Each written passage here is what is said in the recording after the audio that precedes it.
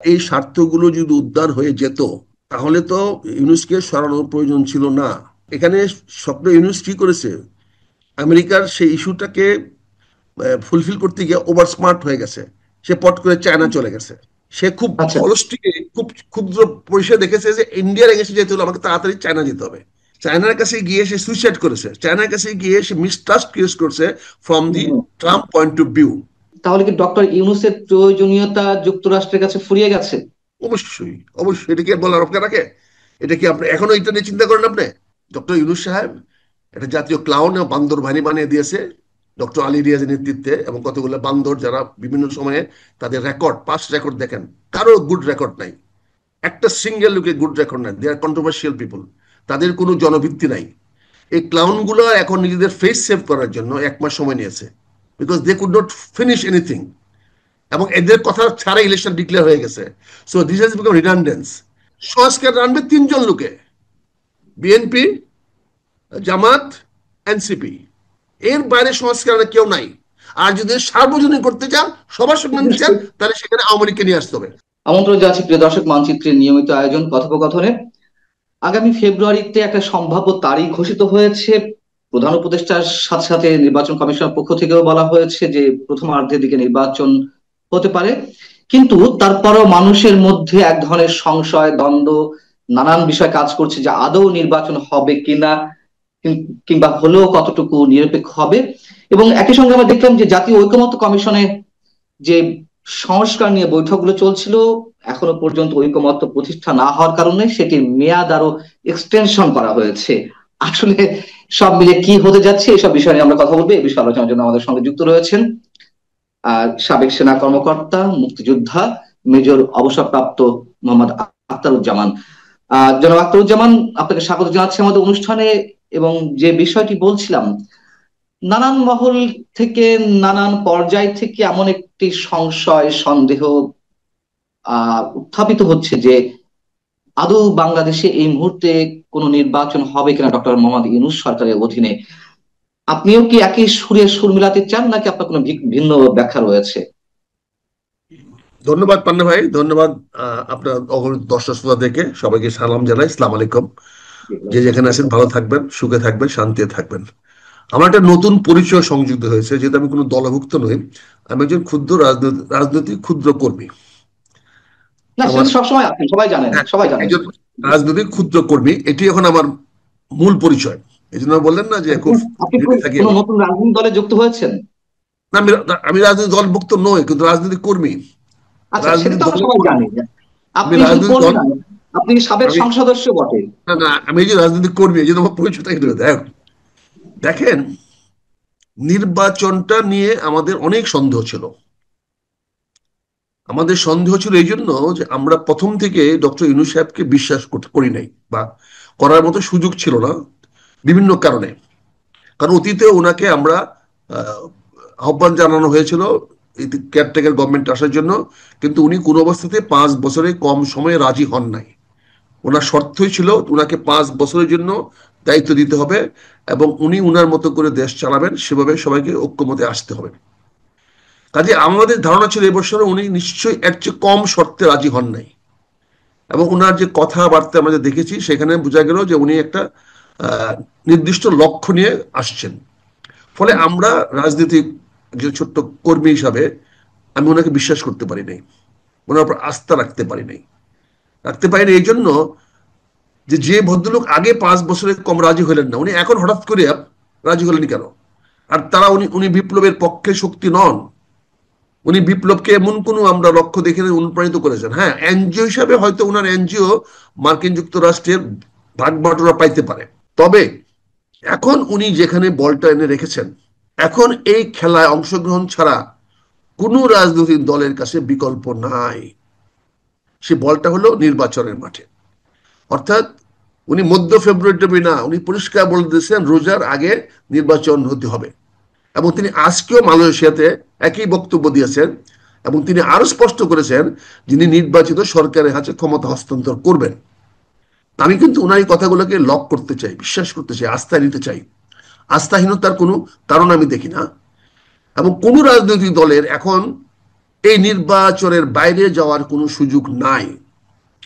কারণ এই নির্বাচন বানচাল করা নির্বাচনের মানে হলো, ডক্টর ইউনূসের ফেভারে যাওয়া। কাজে ডক্টর ইউনূস তখন আর এটাকে প্রলম্বিত করার মতো তার কোনো যুক্তি বা তার কোনো বক্তব্য সামনে নাই। তিনি কি করে প্রলম্বিত করবেন? আচ্ছা, যারা বলছেন, যারা সংশয় প্রকাশ করছেন যে নির্বাচন হবে না, সেটি নিয়ে নতুন এক ধরনের ষড়যন্ত্র হতে পারে, নাটক হতে পারে, তারা কোন আঙ্গিকে বলছেন? আপনি কি তাদের ব্যাখ্যাগুলো তাদেরকে সম্মুখে একটু তাদেরকে বলবেন? আমি এক এক কথায় বলবো, they are really culprit and stupid. Jamaat এরই মধ্যে ঘোষণা দিয়েছে পিআর পদ্ধতির নির্বাচনের দাবিতে তারা আন্দোলনে নামবে, বুধবার বিক্ষোভ কর্মসূচি আয়োজন করেছে। আপনি বলছেন যে যারা নির্বাচন ভণ্ডুল করতে চায় তারা ডক্টর ইউনূসের পক্ষে অবস্থান নিচ্ছে, বা ডক্টর ইউনূস যেটা চান সেটি সুযোগ করে দিচ্ছে। কারণ জামাত এবং এনসিপি তো, তারা তো নির্বাচন চায় না সহজে, এটা তো প্রমাণিত। এবং তারা ইয়া নির্বাচন, ভাইয়া, জি ভাই, কিন্তু আমি বিনয়ের সঙ্গে আপনার কাছ থেকে একটা আমার পদ দাবি করে নিয়েছি যে আমি হুম, একজন রাজনৈতিক জি জি, কর্মী। নিঃসন্দেহে নিঃসন্দেহে, হ্যাঁ। রাজনৈতিক পারসেপশন, রাজনৈতিক দৃষ্টিভঙ্গি is completely different than hmm any other professional. Hmm hmm. আমরা যদিও বলি রাজনীতিবিদরা প্রফেশনাল না, কিন্তু they are the highest professional, they can control everybody. এখানে এনসিবির এখন ক্ষমতা নাই, তারা দাবি দেওয়া করতে পারে, তারা বিভিন্ন দাবি চাইতে পারে। জামাতেরও ক্ষমতা নাই এই এই এই নির্বাচনের বাইরে যাওয়া। দেখেন, it is a game, it's a games.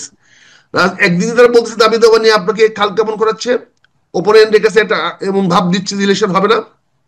কিন্তু মাঠে কি হচ্ছে দেখেন, মাঠে জামাত প্রতিদিন ঘরে ঘরে যাচ্ছে, চষায় ফেলতেছে, 4-5টা চাষ হয়ে গেছে পর্যন্ত। সেদিকে তারা সব দিক গুছিয়ে রাখছে, সব দিকে এক্স্যাক্টলি। গুছিয়ে রাখছে। জামাত এবং এনসিপি যে নির্বাচন চাইছে বা হতে দিবে, কোন যুক্তিতে হতে দিবে? তখন যে আন্দোলনটি হলো, এটা জামাতের সম্পূর্ণ একটা ওয়েল ডিজাইনড ওয়েতে হয়েছে, এটা জামাত এখন নিজেই বলছে। আবু তাহের সাহেব কয়েকদিন আগে তো নিজেই বললেন যে সম্পূর্ণ পরিকল্পনা জামাতের ছিল। এনসিপি এরকম একটি বিষয়কে সামনে নিয়ে এসে তারা রাজনীতি এসেছে, ক্ষমতার ভর কেন্দ্রে তারা আছে, এবং তারা যে বিভিন্ন দাবি দেওয়া ঐকমত্য কমিশনে জানিয়ে আসছে, ডক্টর মোহাম্মদ ইউনূসের কাছে জানিয়ে আসছে, এবং সমস্যা ছাড়া কোনো নির্বাচন নয়, সংস্কার বাংলাদেশে যেই ফরম্যাটে হওয়ার কথা তা আদৌ হবে না, এটি আমি একজন ক্ষুদ্র সংবাদকর্মী হিসেবে বিশ্বাস করি। এগুলো সব নাটকের একটা মঞ্চায়ন করা হচ্ছে। ঠিক জামাতও তাই, যেহেতু তারা এখন ক্ষমতার বাইরে থেকে ক্ষমতার স্বাদ ভোগ করছে, তারাই সরকারকে নিয়ন্ত্রণ করছে। নির্বাচন হলে জামাত কোনো অবস্থাতেই ক্ষমতায় যেতে পারবে না, এটা জামাতও খুব ভালোভাবে জানে। আর যেই আসুক না ক্ষমতায়, এনসিপি পারবে না, তারা খুব ভালোভাবে জানে। তাহলে তারা নির্বাচন কেন চাইবে এই অবস্থায়? এবং তারা তো লেনদি করতে চাইছে। ধন্যবাদ ভাই আপনার এই সুন্দর ক্লারিফিকেশনের জন্য। প্রথম বিনয়ের সঙ্গে বলছি, এই বিগত বৈষম্য বিরোধী আন্দোলন বলেন, সত্যপথ আন্দোলন বলেন, এতে জামাত বা এনসিপির কোনো পরিকল্পনা বা কোনো কিছু নাই। এটা সম্পূর্ণভাবে পরিকল্পনা করা হয়েছে ইউএস এয়ার থেকে পিটার হাসের নেতৃত্বে, আমেরিকান রাজনৈতিক প্রেক্ষাপটে বাইডেন প্রশাসনের ডাইরেক্ট সরাসরি হস্তক্ষেপে তারা শেখ হাসিনাকে রিজিম চেঞ্জ করতে চেয়েছে। সেই জন্য তারা এই টিমটা সেট করে আমাদেরকে বিভিন্ন জায়গায় ভাড়া করে করে করে করে আমাদেরকে নিয়োগ করেছে। ঠিক আছে, যারাই বলে, সামনে তো জামাত এনসিপি আমি ছিল। সেটা বলছি, জি। যারা থাকবে না কেন, আমার সিপাই করা ভাড়া করা সিপাই কোথায় থাকে? আমি যে মস্তানটা ভাড়া করি সে কি পিছনে থাকে? সে সামনে থাকে। হুম হুম সো এরা সব ভাড়াটিয়া। হুম। এরা যদি কেউ দাবি করে, তাহলে আমি বলবো এরা সব ভাড়াটিয়া এবং প্রবঞ্চক। আচ্ছা। এরা ভাড়াটিয়া এবং প্রবঞ্চক। কারণ এদের তো কোনো মাথায় ব্রেনই নাই এটা করার মতো, এই প্ল্যান করার মতো তো সুযোগই নাই। এতগুলো লোকগুলো রিক্রুট করবো, টাকা কোথায়, পয়সা কোথায়? এটা কি এমনি হয়ে গেছে? প্রতিটা প্ল্যানের পরে অল্টারনেটিভ প্ল্যান আসছে, প্রতিটা প্ল্যানের পর অল্টারনেটিভ প্ল্যান আসছে। Plan A, plan B, plan C, plan D, যেখানে যেটা কাজে আটকে গেছে বিকল্প হয়ে গেছে যেখানে। তার মানে somebody was from the behind was controlling. It is simple অঙ্ক। There was a okay super sir, commander আমি who কি was, প্রশ্ন করতে পারি? আমি এবার একটা প্রশ্ন করতে পারি যে অবশ্যই সম্পূর্ণ ডিজাইন ডিজাইন মার্কেট দ্বারা হয়েছে, বা ডিপ স্টেটে অবশ্যই খেলার অংশ হিসেবে হয়েছে, যেটি হোক, তাহলে এখন সেই যুক্তরাষ্ট্র কেন চাইবে যে নির্বাচনটি দ্রুত হোক বা ডক্টর ইউনূসকে সরিয়ে দেওয়া হোক? ভেরি অথবা সিম্পল। আমরা যে গত কয়েকদিন দেখলাম জামাতের সাথে যুক্তরাষ্ট্রের যিনি ভারপ্রাপ্ত রাষ্ট্রদূত ট্রাসি জ্যাকবসন, তিনি বৈঠক করছেন, এনসিপির সঙ্গে বৈঠক করলেন, এবং যে প্রশ্নটি আমি আজকে বলে আপনাকে করলাম, তাহলে এখন কি সত্যি সত্যি যুক্তরাষ্ট্র চাইছে কোনো নির্বাচন হোক? নির্বাচন অবশ্যই, হলে ভেরি তাহলে তাদের সিম্পল, ডিজাইন গুলো। এটা very simple. Biden and Trump, there is a 100% 180-degree opposite প্রশাসন। That was the agenda of the Democratic political agenda, Democratic Party. The Biden প্রশাসন wanted to change of Sheikh Hasina, not the Trump wanted to change the process, because হাসিনার এগেনস্টে ছিল Biden প্রশাসন, Peter Haas, তারা চেয়েছিল। যার ফলে American president Trump কেন ডিক্লেয়ার করে দিল, ডিসক্লোজ করে দিল যে আমার ইউএসএ এর মাধ্যমে ঠিক আছে। আমরা $29 বিলিয়ন দিয়েছি। বর্তমান প্রশাসন যে চায় না এই ইউনুস সরকার থাকুক, তারই প্রমাণ যে চার্জ দ্য অ্যাফেয়ার্স সে বিভিন্ন, এমনকি লন্ডনে গিয়ে সে তারেক রহমানের সাথে দেখা করে আসছে, আপনি খেয়াল করে দেখেন, এবং সকল রাজনৈতিক মহলের সঙ্গে কথা বলছে। এখন সে তৈরি করতেছে ইলেকশন একটা পরিবেশ। এখন 80,000 90,000 আর্মি দিবে, তাহলে আর্মি কি আমরা ডিপ্লয় বলবো হবে।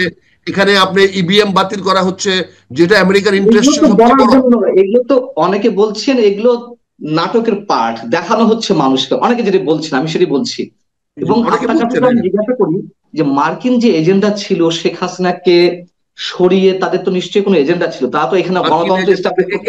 একটু ক্লিয়ারিফাই, মার্কিন এজেন্ডা মানে বাইডেনের এজেন্ডা, বাইডেন প্রশাসনের আচ্ছা, এজেন্ডা। বাইডেনের এজেন্ডা, বাইডেনের এজেন্ডা কি শুধুমাত্র শেখ হাসিনা বিরোধী ছিল নাকি অন্য কোনো এজেন্ডা ছিল? তাদের প্রথম ছিল তো বিকল্প সরকার তৈরি করা, শেখ হাসিনাকে পরিবর্তন করে, মানে এবং তাদের সেই স্বার্থটা কি অনুযায়ী ছিল? তাদের ছক অনুযায়ী ডক্টর ইউনূসকে তারা ক্ষমতা নিয়ে আসছিল। তাদের পেছনে ছক, উদ্দেশ্যটা কি ছিল তাদের? তাদের তাদের স্বার্থ হাসিল করা, সেই বাইডেনের স্বার্থ স্বার্থ হাসিল হাসিল করা। করা, সেই স্বার্থ হাসিল করা কি হয়ে গেছে? সেই স্বার্থ তো বাইডেন তো চাচ্ছে, ট্রাম্প প্রশাসন তো সেভাবে স্বার্থ চাচ্ছে না। কারণ হ্যাঁ, আপনি আমরা দেখেন তো পিটার হাস চাকরি নিয়েছে কোথায়? অ্যাক্সেলারেট এনার্জিতে। হুম, কেন? বিকজ পিটার হাস এটা ক্যারি করতে চায়।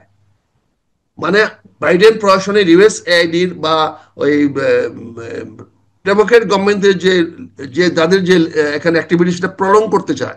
প্রলং করার জন্য তারা পিটার হাসকে বাংলাদেশে অ্যাফেয়ার্সে রেখে দিতে চাচ্ছে বলেই তাকে অ্যাক্সেলারেট এনার্জিতে তাকে অ্যাডভাইজার হিসেবে নিয়োগ দেওয়া হয়েছে, কনসালটেন্ট নিয়োগ দেওয়া হয়েছে। তার মানে he can come to Bangladesh, can handle this. বিষয়টা হলো, আমি যেটা বলছি ভাইয়া, বিষয়টা হলো যে ডক্টর ইউনূস এর কে এখন এই মুহূর্তে ওয়েস্টার্ন সহ, ইন্ডিয়া সহ, আমেরিকা সহ এবং চীন সহ কেউ তাকে এখন রাখতে চাচ্ছে না, এই জন্য যে সে লেজিটিমেসি হারিয়ে ফেলেছে। সে 1 বছরের মধ্যে সে তার তার তার সরকারের যে আইনগত ভিত্তি সে তৈরি করতে পারে নাই, না পারার আমি কারণে একটু এখানে। আমি একটু বিনয়ের সঙ্গে প্রশ্ন করি, আপনি শিওর যে শিওর, কথাগুলো বলছেন আপনি তো সবসময় গভীরে গিয়ে কথা বলেন, ঠিক আছে, কিন্তু এই আমি মুহূর্তে যেটা চেষ্টা করি, বলছেন চেষ্টা করি, হ্যাঁ। আমার কাছে মনে হচ্ছে যে এটা আমরা উপরিভাগে আলোচনা করছি কিনা, যে লেজিটিমেসি হারিয়ে ফেলেছে, বৈধতা হারিয়ে ফেলেছে, এই জন্য কেউ চাইছে না। গণতন্ত্রর সবক যারা দেন বাংলাদেশের ক্ষেত্রে, অন্তত তৃতীয় বিশ্বের রাষ্ট্রগুলোতে, তারা কি আসলেই গণতন্ত্র প্রতিষ্ঠা করতে চান? তারা কি আসলেই মঙ্গল চান, নাকি তাদের নিশ্চয়ই কোনো স্বার্থ রয়েছে? এবং যেই স্বার্থের জায়গা থেকে ফর্মার প্রেসিডেন্ট বাইডেন, তিনি যেই উদ্দেশ্য নিয়ে শেখ হাসিনা সরকারের পতন ঘটিয়েছিলেন, সেই একই উদ্দেশ্য তো মার্কিন অন্য প্রশাসনেরও থাকবে, ট্রাম্প প্রশাসনেরও থাকবে। তাদের নট মূল নেসেসারি, উদ্দেশ্য নট মার্কিন নট স্বার্থ। না না, নট নেসেসারি। এখানে দেখেন, নট নেসেসারি। ডক্টর ইউনূস ট্রাম্পের পার্সোনাল এনিমি। এখানে খেয়াল করে দেখেন কতগুলো, ডক্টর ইউনূস ইজ এর পার্সোনাল এনিমি, আর Sheikh Hasina was a personal enemy of Biden প্রশাসন। পিটার হাসদের ডাইরেক্ট শত্রু ছিল শেখ হাসিনা, বিকজ শেখ হাসিনা তাদের কোনো পাত্তা দিচ্ছিল না এখানে বাইডেন। কিন্তু ট্রাম্পের এগেনস্টে ইলেকশনে ইয়া হিলারি ক্লিন্টন ইনভলভ ছিল, এবং ইউনূস সাহেব টাকা দিয়েছে, ফান্ড করেছে বাইডেন ইলেকশনে। ফলে ট্রাম্প তাকে চাইবে না বলে সে এখন কিভাবে চেঞ্জ করবে? এখন তো একটা রিজিউম চেঞ্জ না, একটা আন্দোলন কিছু হবে না। ফলে অল্টারনেটিভ দেওয়া হয়েছে নির্বাচন। পার্সোনাল এনিমিটি থেকে এখন না না, তারা হোক জাতীয় ক্ষেত্রে কি জাতীয় পার্সোনাল মানে কি, এনিমিটিটা? আমেরিকান প্রেসিডেন্ট যেটা ভাবে সেটাই জাতীয়।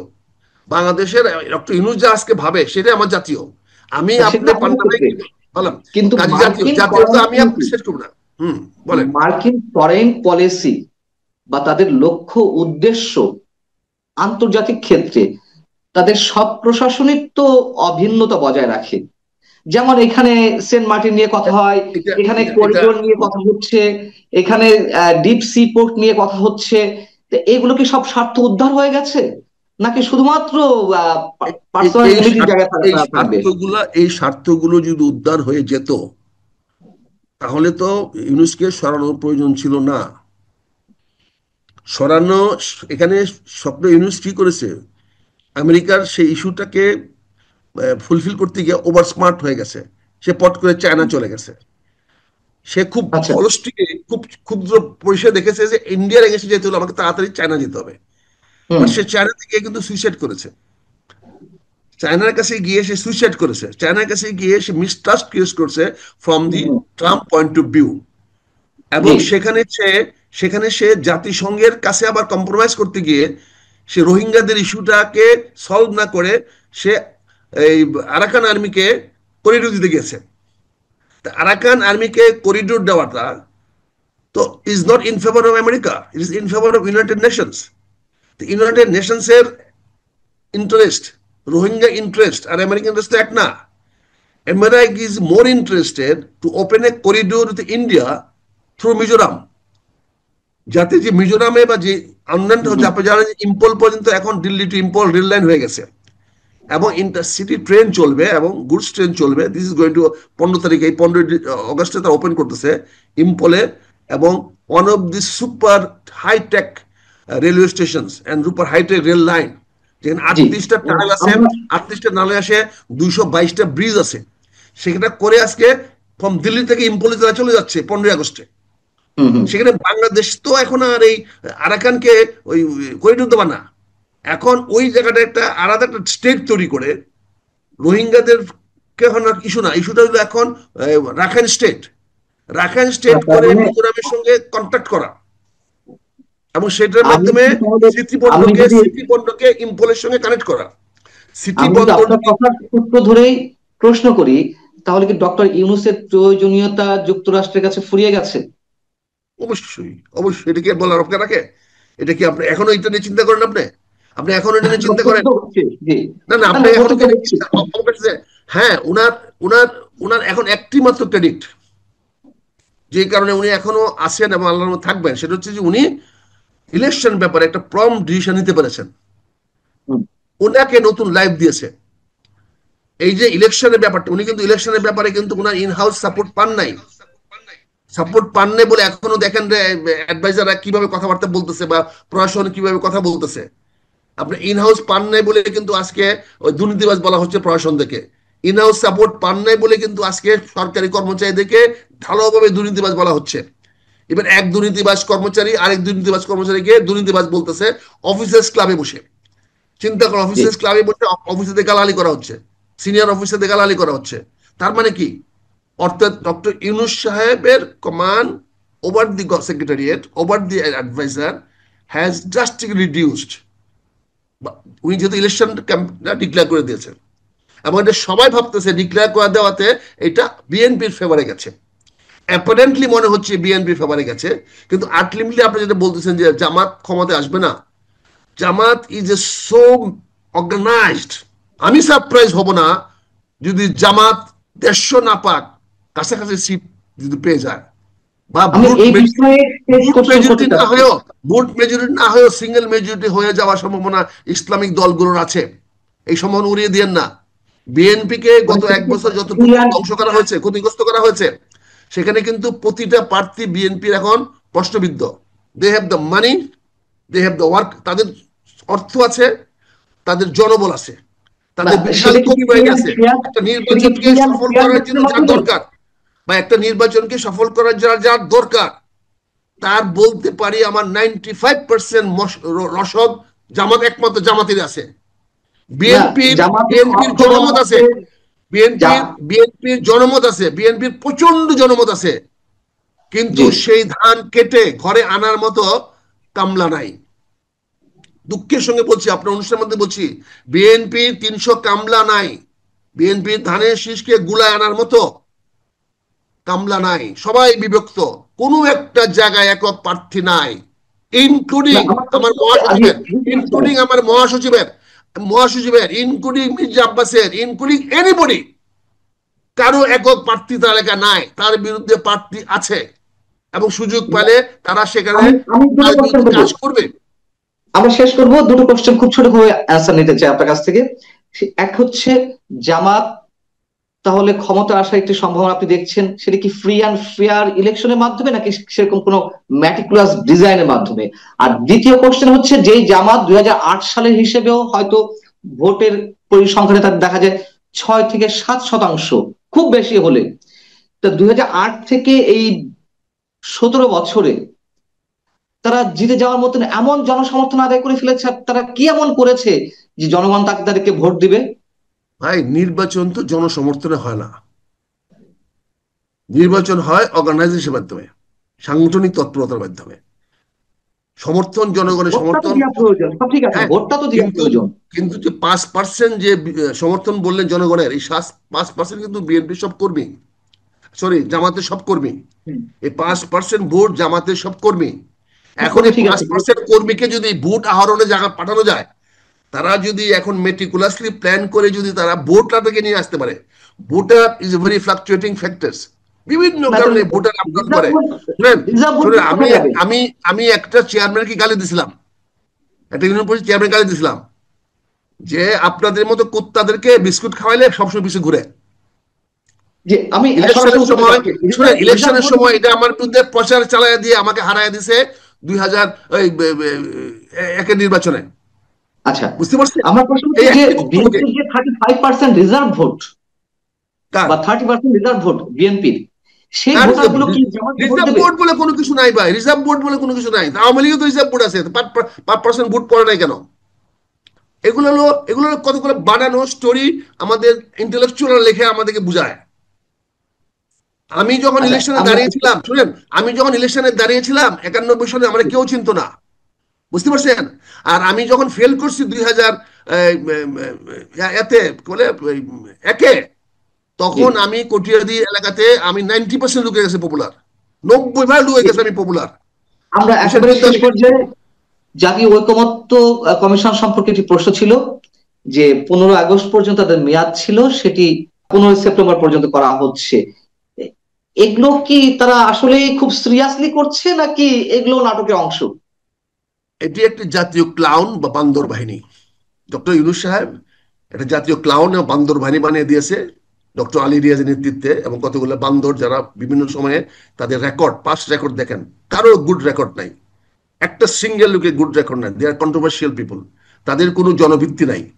এই ক্লাউনগুলো এখন নিজেদের ফেস সেভ করার জন্য 1 মাস সময় নিয়েছে, because they could not finish anything, এবং এদের কথা ছাড়া ইলেকশন ডিক্লেয়ার হয়ে গেছে।